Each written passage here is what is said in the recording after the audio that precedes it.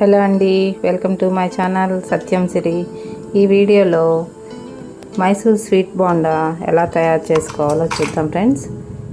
నేను ఈ వీడియోలో కప్పు బెల్లం తీసుకున్నాను, అదే కప్పు వాటర్ తీసుకొని బెల్లం కరిగేలా చూసుకున్నాను. అందులో కొంచెం సాల్టు, కొద్దిగా ఇలాచీ పౌడర్ వేసి కప్పు బెల్లానికి 2 కప్పులు గోధుమ పిండి తీసుకొని మెత్తగా కాకుండా జారుగా కాకుండా గట్టిగా కాకుండా మధ్యస్థంగా కలుపుకోవాలి. బాండీలో ఆయిల్ హీట్ అయిన తర్వాత ఇలా మీకు పెద్దవిగా అంటే కావాలంటే పెద్దగా, చిన్నవిగా కావాలంటే చిన్నవిగా చేసుకోవాలి. గోల్డిష్ కలర్ వచ్చేలా చూసుకోవాలి. గోల్డిష్ కలర్లోకి వచ్చిన తర్వాత ప్లేట్లోకి సర్వ్ చేసుకోవాలి. ఫ్రెండ్స్, ఇవి పిల్లలు చాలా ఇష్టంగా తింటారు. మృదువుగా ఉంటాయి, మెత్తగా ఉంటాయి.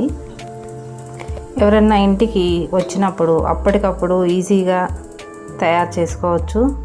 చాలా టేస్టీగా ఉంటాయి.